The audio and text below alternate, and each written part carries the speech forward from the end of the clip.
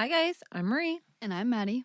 and we are here recording in the bunker right now, and there is a mosquito that's gonna bite me. Fuck. Gross. That's disgusting. I hope it bites you. Okay, I just killed the mosquito, and I hurt my hand doing it. I hope another one comes out of the woodworks and bites you. Shut up. That's so rude. All right. So, yeah, we're here recording. We also wanted to tell you about this Magic Mind campaign that we're a part of right now. It's a 14-day challenge that we are doing, and it's all about being your best self for 14 days. We're drinking Magic Mind, which is like a little 2-ounce drink. It's like a coffee alternative or energy drink alternative, and we're setting goals. And the challenge is all about being your best self for 14 days. So we are drinking Magic Mind for 14 days to see just how productive we can be. We're setting goals for ourselves, like I am trying to cut out my afternoon coffee. And my goal is to try and make breakfast at home instead of going out for coffee and breakfast every morning. That's a good one. So, another awesome thing that Magic Mind is doing is donating $10 for every 10,000 views that their challenge hashtag gets. And this money is going towards the reforestation of the Amazon rainforest. Yeah, so go and check it out. Come join us in the challenge, and don't forget to hashtag 14 days of magic. So you can also get 20% off with our discount code LOST14. And if you do a subscription, you get 40% off with that same discount code LOST14. Yep, and we'll put a link in the description so that in case you forget, you can just go and look there. Also, as a special bonus, at the end of our 14-day challenge, we will be gifting a 1 to 3 month subscription to one of our listeners that participates in this challenge. So go and check it out. Today, we are bringing you the case of Brandon Day and Gina Allen. Brandon is 28 and Gina is 24, and the couple met in March on MySpace. By the way, we're in 2006, in case you couldn't tell. Now, when Brandon saw Gina's profile, he decided to message her. Gina was an All-American cheerleader and traveled as an instructor. She had a degree in family resource management and had moved to Dallas to live with her sister. Brandon worked as a financial advisor for Martin Financial Group in Dallas, and they both had a sarcastic sense of humor and felt like they had known each other for years. The couple's first date was actually at the Velvet Hookah, which was a restaurant with pillows on the floor where people were sitting with their shoes off. No, thank you. That's a terrible description of a hookah. Do you know what a hookah is? No, not really.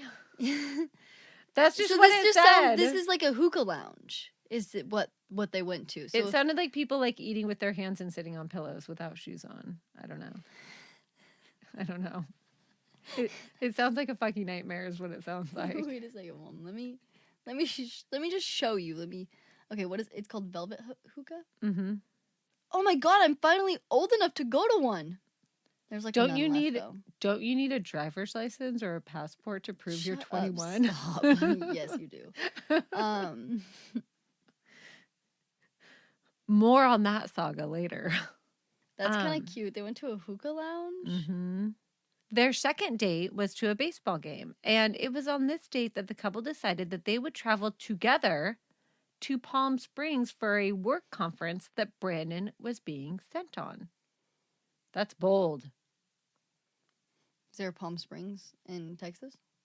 There's one in California and there's one in Florida. That's all I know. So we are in Palm Springs, California, which is where we went. Yes, yeah. Uh-huh. We went there when we did the missing hiker, the dude that went missing and that survived. In Angeles National Park, yeah.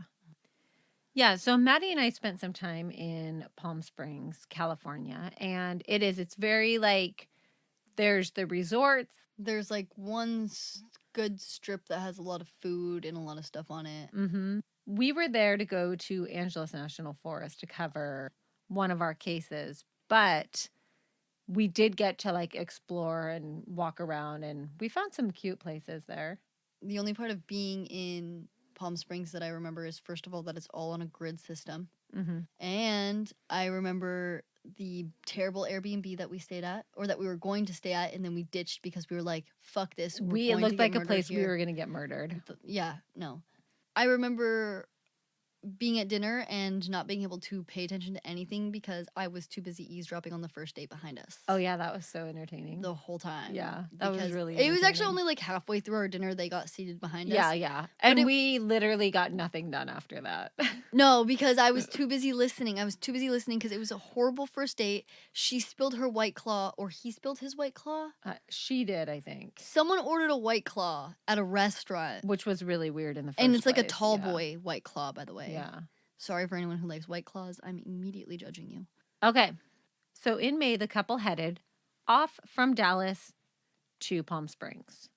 And on May 5, the couple spent time partying at the JW Marriott with about 1,000 other people from the conference. And they would get back to their room around 3 a.m. Sounds like a good time. But they would only get to sleep for about 4 hours before heading out to the morning speaker at the conference. And this would get over around 11. So 11 a.m., they have some downtime before they have more like work conference things to do. So they would decide that they were going to take the aerial tramway to the top of Mount San Jacinto. This was one of the many events that a travel agency had set up with the organizers of the conference. So they had like hey, some things to do in the area, and you could go like out on a boat tour, or you could go and do like other things. And this was one of the events that they picked. Okay.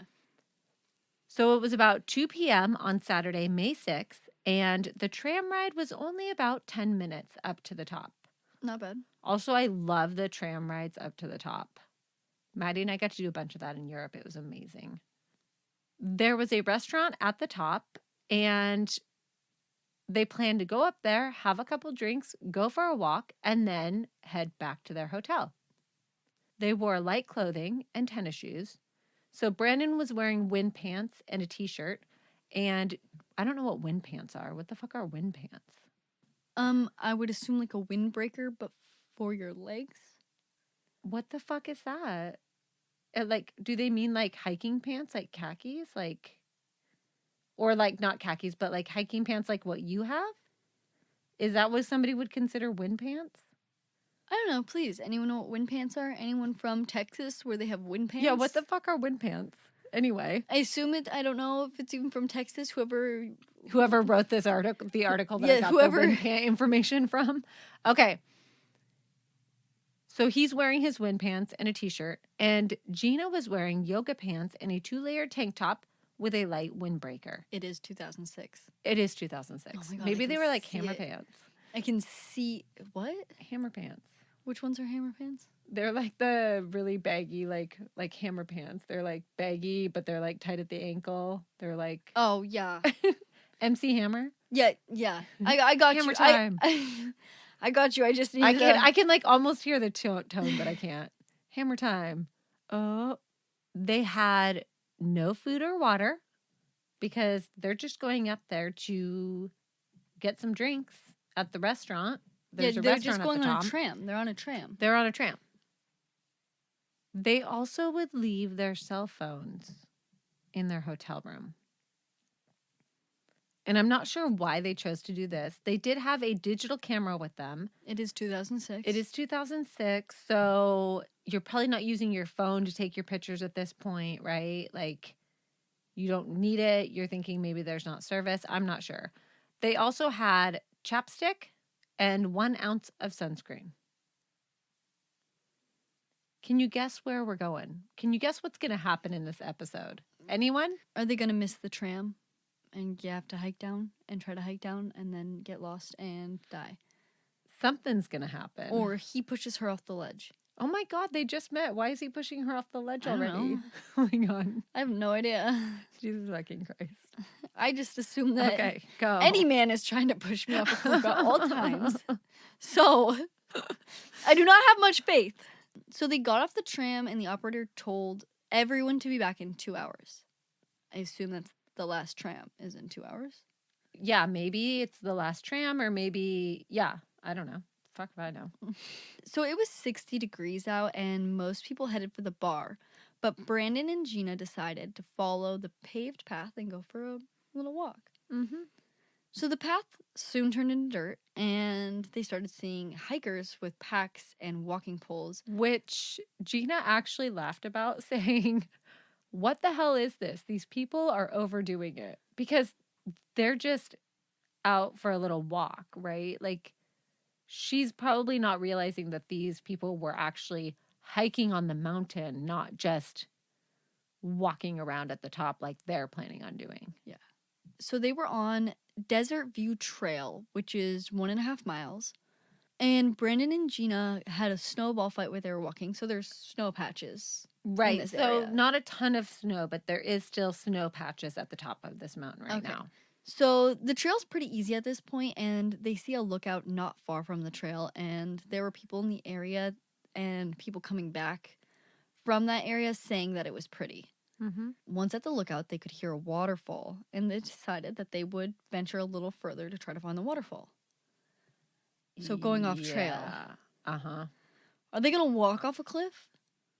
Why are they walking on? Why are I people feel like they're going gonna off the fall. cliff? I feel like they're gonna go off the cliff for some reason. I don't know why. Someone comes out of the waterfall and stabs them. Oh my God, Madison. What is wrong with you? I No. don't know, I'm sorry. Now you know what's not going to happen. Also, no aliens will be showing up and taking them to their spaceship. Bigfoot walks out of the snow. Bigfoot will not be making Drags an them back into the appearance. waterfall where he has his cave. Oh my God. Okay. Now, they would make it to the waterfall. Where Bigfoot has a ride that's like the pirate's ride where he has No. all the skeletons set up and you just kind of like Oh float my on a God. boat through this what waterfall. the fuck, Madison? I can't. Stop. Okay. So they would make it to the waterfall, but on the way back, they would make a wrong turn. And the way that it was described is like, instead of going up a boulder, they would go around the boulder, or, you know, like the terrain is a little rocky and a little difficult, right? But they can still hear voices.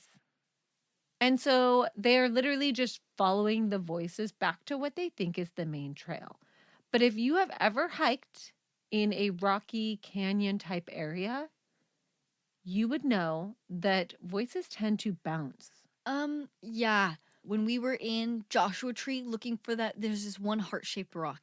It's a hole in between rocks, and it's shaped like a fucking heart. Oh, and yeah. It's supposed to be in Joshua Tree, and we couldn't fucking find it, but we could hear that there were people at this viewpoint, Yeah. but we literally couldn't find it. We could hear that there were, like, a big group of people. And we're in, like, the big, huge boulders in Joshua Tree National Park at this point. Yeah, they're like canyons. Yeah, like, these yeah, rocks they're are creating, like, huge. canyons. Yeah. And we could hear all these people, but we didn't find it. Well, We and didn't find it. when we were in that area, we could hear people talking the entire time we were there, Yeah. but we didn't see any people. No. Yeah. We didn't see anyone. We got lost. But to be clear, we did have GPS, so we weren't worried about getting lost because we could just like walk ourselves right that's back when I the found trail that, we came. that my blue scarf. Oh yeah, the blue scarf came from that trip. Yeah. My Okay. blue scarf that sits over top of my shelf now. Oh, that's so cute. The one that smelled like sunscreen and an old lady. Yes.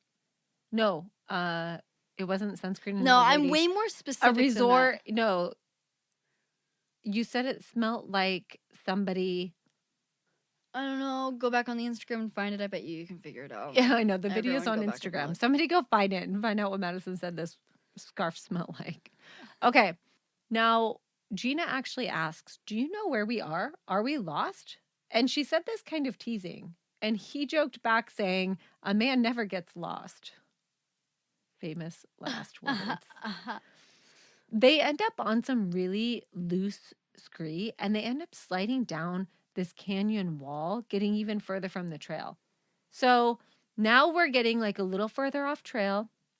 They're starting to like not hear people. And Gina's getting a little panicked. She actually starts crying at this point. And she actually is worried that Brandon's going to call her a baby and leave her there. Because remember, these two barely know each other. I can't even imagine. A man never gets lost. A man never gets lost. Brandon tries to assure her that everything will be fine, but neither of them are hikers or campers or even have much outdoor experience. So we are not in a good situation already. And by 3:30 p.m., they are screaming for help and hearing no response. So by 3:30, they're what? They've been out here what? An hour? Wasn't it like 2:30 that they went up the tram? 2 p.m. So an hour and a half. We've been out here for an hour and a half, and we're already so sure that we're in trouble that we are screaming for help. Yeah, that is not a good sign. An hour and a half in, Not already realizing that something is wrong. By 7:30 p.m., they came to a 50-foot waterfall, and at this point, the temperature is falling fast, and there are steep canyons on all sides of them. It gets cold in the desert, by the way. Yeah. Maddie and I, our first night in Joshua Tree, we were fucking freezing. It was hot and sunny all day long, and then the wind picked up, and it got so cold. The desert doesn't mess around. No. Which is why we see time and time again that is a area that people continuously go missing in. Mm-hmm. Because it's such a hard area, it looks the same. And I'd love to hear like other people's experiences. Like if you are from the desert and you come hiking in like the woods, is it more confusing for you? Are you better at navigating in the desert? Because I'm better at navigating in the woods. I'm sure. horrible in the desert. Yeah. We were so bad. If we didn't have GPS, we would have literally gotten lost. We'd probably be dead in Joshua Tree National And Park on my now. TikTok all the time, I see videos of people getting lost in the desert. Like literally, like, well, I'm lost. I don't know where I'm going. I don't know what I'm doing. And they're always because in the it fucking really desert. does like all look the same. And I wonder if the forest looks like that to other people, because we walk onto a trail and I'm like, oh, this kind of reminds me of this trail. Like we can identify like different types of wooded trails, right? And you have like landmarks, and oh, look at that, and you see it on the way back. And I can tell what's an animal track, what's human, like what's an For animal trail, a human trail, what's water runoff. In the desert, it all looks the same to me. They found a big flat rock to sleep on because Brandon thought that it would make it easier for searchers to see them. And I will say, that's actually kind of smart. The rocks are always real warm too. Like from the sun all day. From the sun, yeah. They get cold fast though too. It continued to get colder and would drop below 40. And with the wind up on this mountain, it would feel a lot colder. It would feel like freezing. So cold. Sure. And they have like barely any clothes on. Yeah. They would find a small cave near the waterfall, and they were it wasn't really even a cave. It was more like just like a crack in the rock. And they were like kind of like crammed themselves in there and tried to like huddle for warmth. And actually, they would be woken up all throughout the night by their own shivering. Yeah, that's a common. I literally feel cold like just thinking about it. Yeah, that's what everyone fucking says. It was so cold. Yeah, painful. So, day 2 on the mountain, May 7. At this point, they figure people must be searching for them after they didn't show back up at the tram for their trip down, or maybe the hotel clerk would notice that they didn't come back to the hotel, or maybe somebody from the convention that they had been spending time with. They had missed dinner, so that should bring some sort of attention, right? And they were going to be missing their flight that day. So they're thinking, somebody's going to come looking. But they're wrong. They're 2 grown adults. Yeah. Nobody. At a work conference. At this point, nobody is looking for them or has even noticed that they're missing. Shit. Yeah. So Brandon remembered that you should stay put when you get lost so that search crews would be able to find you more easily. Because remember, if you wander out of the search zone unintentionally, nobody's ever going to find you, right? Most searches search in a pretty small zone around where you were last seen. So he's not wrong in this. So he's thinking we just need to stay put so that the search crew, which is probably going to start at daybreak, will be able to find us. But like I said, nobody is coming for them. Yikes. So they sat on their flat rock for 3 hours, afraid to drink water because it might be contaminated. See, these people definitely watched Naked and Afraid at some point. They actually had to start giving out fire starters to every single couple in Naked and Afraid because multiple people had like lifelong illnesses from drinking contaminated water on the show. God. And they figured that it wasn't worth drinking, especially since, they're going to be rescued soon. Daybreak's going to come. Their search team's going to come find them.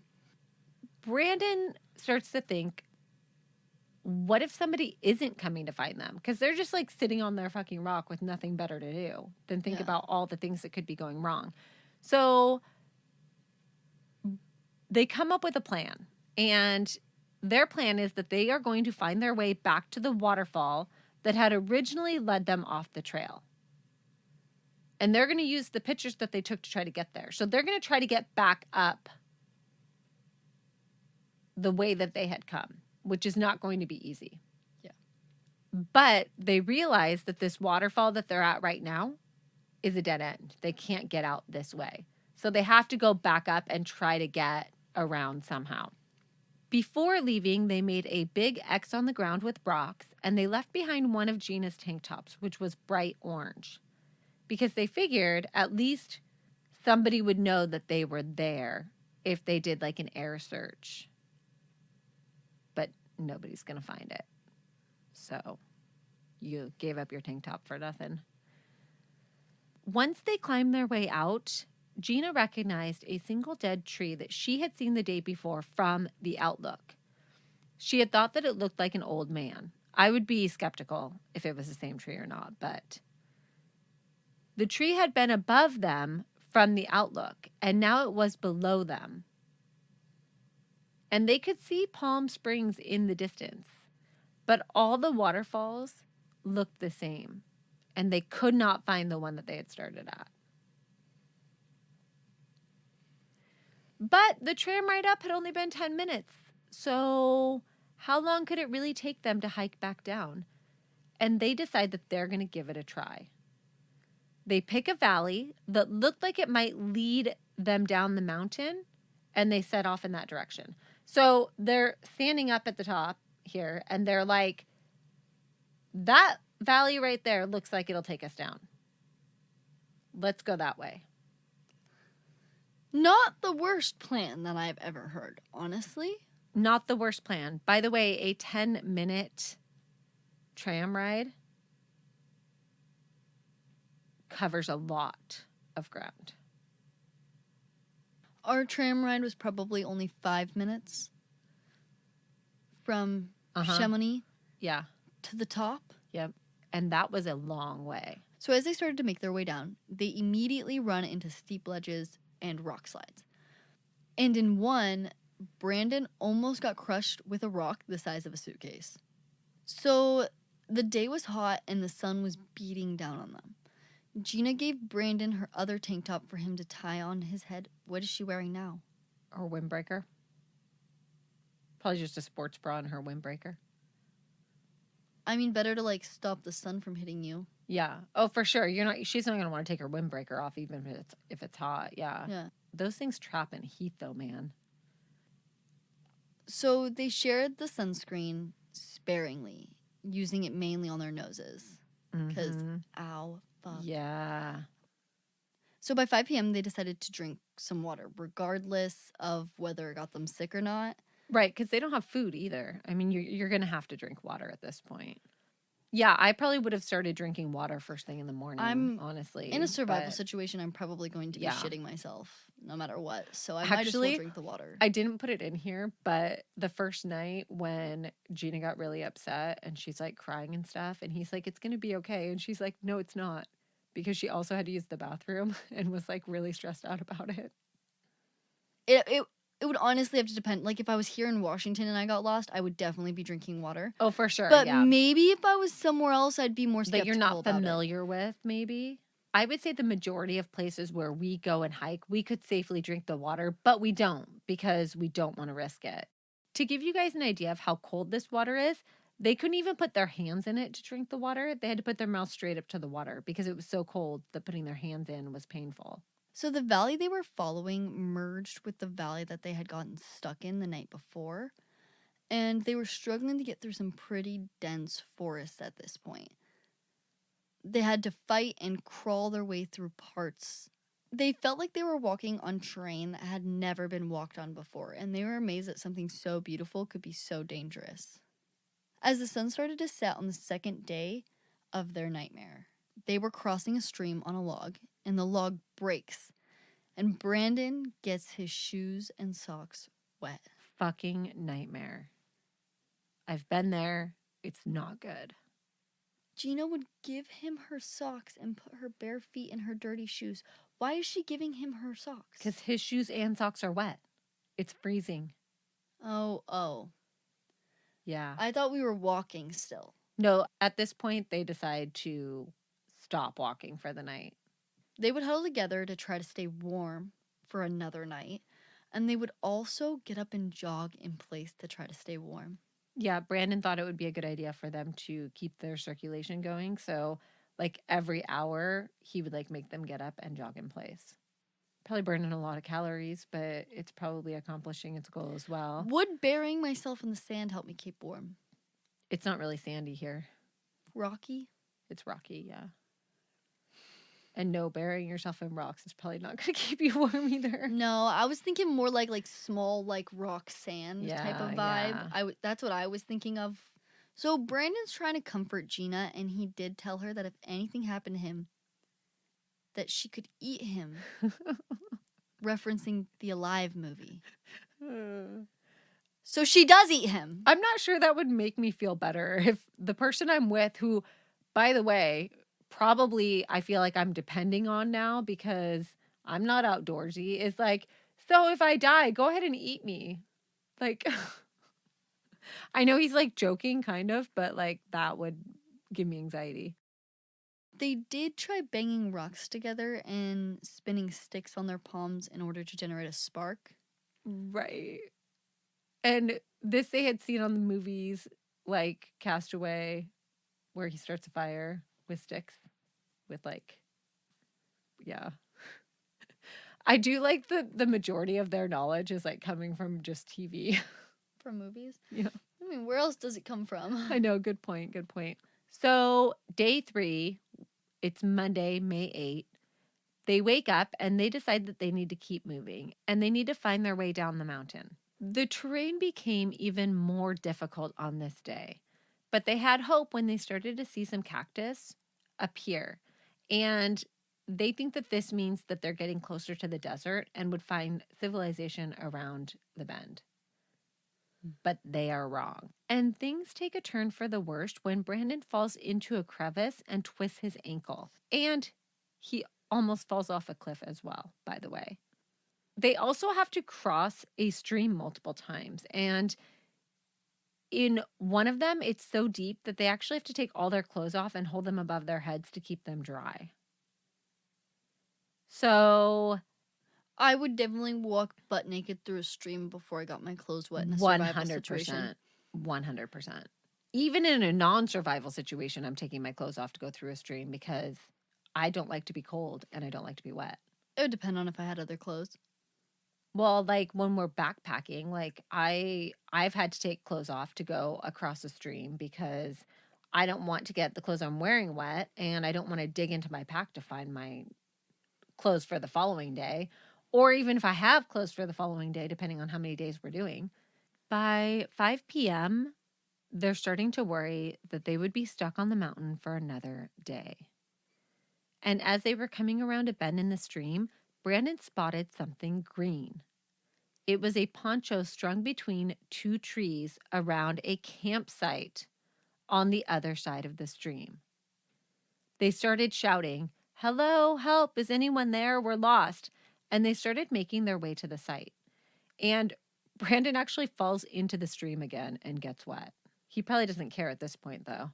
As they approached the campsite, they realized that something didn't seem right.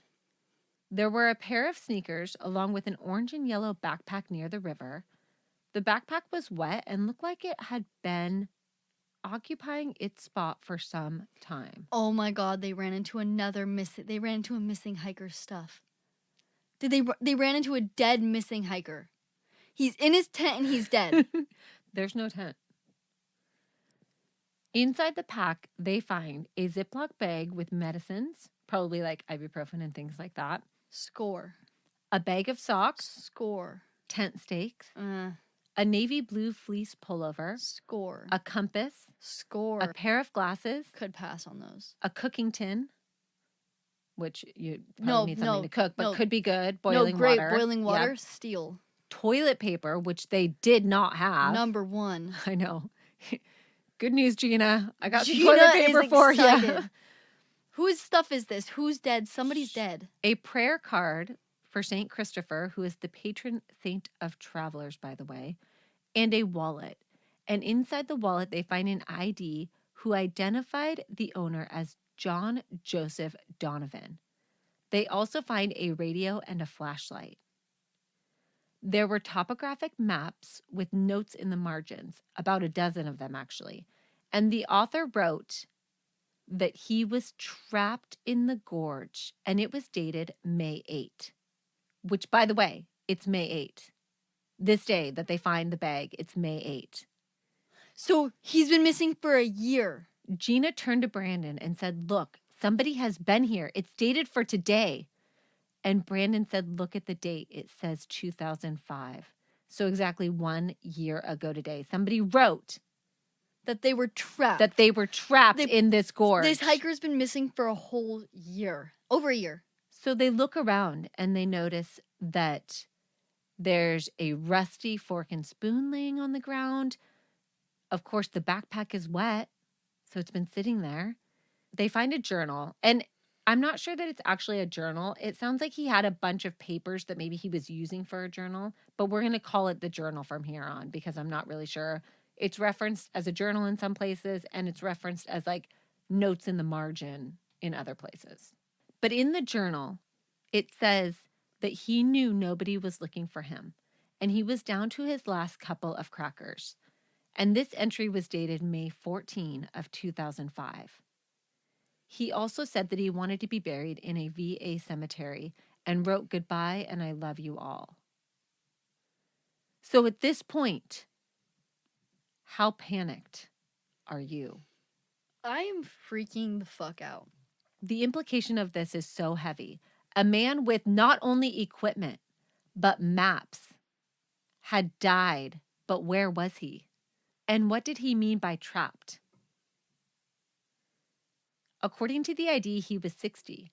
So Brandon's like, "Gina, maybe he was injured. Maybe he was old. Maybe something else happened." But this is not making her feel better, and she begins to pray and weep.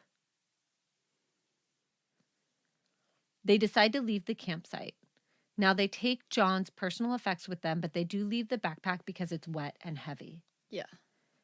They soon come to a waterfall and steep canyon with a wall about 100 feet high, and they realize that they cannot get around the cliff wall.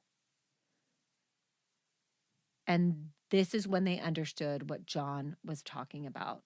In his entry. They're trapped. Oh my God. So, by the way, this is going to be a 2-parter. Sorry. Yeah. So this is the end of part 1. Please come and check out our Patreon. Go follow us on social media. We really appreciate all of you, and thank you so, so much. Bye.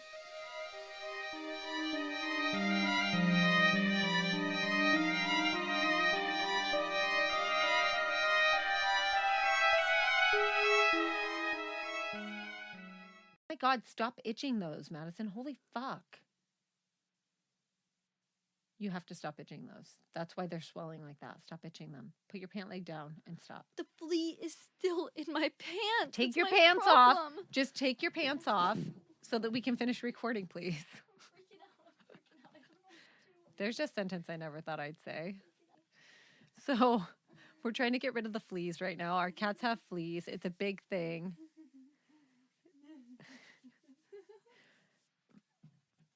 Okay. One climbed in my pants, and it's been in my pants since we've been recording, and it's been crawling So, on me and biting me, and I don't know where it is. Madison is now sitting in the studio with no pants on. Everything is fine. But I feel like her flea is gonna jump on me at some point. And I feel like she's sitting a little too close to me. There's a whole ass pillow in between us. Okay. My nose sticks My nose out. always, Maddie and I both have like bigger noses, so I know, I they're think I like have a they're big like a nose. beacon for the sun. I think I have a big nose, but every time I say it, everyone's like, "No, you don't." I feel like we have good sized noses. I feel like our noses are we good do. size. We have good sized noses. Yeah. I feel like just because it doesn't mean it look bad on my face. I was gonna say it doesn't mean it doesn't look good on your face. It's just like I have a big nose. I think I look weird with a small nose, but my nose is definitely big. I feel like my nose is big. My nose is bigger than yours. I mean, I can get all 4 of my fingers straight across my nose. And mine's bigger than yours. So. My nose sticks out more than yours does. I don't think so. I think my nose is longer than yours. I think from the side your nose looks exactly like mine. You even have the bump. Yeah, I do.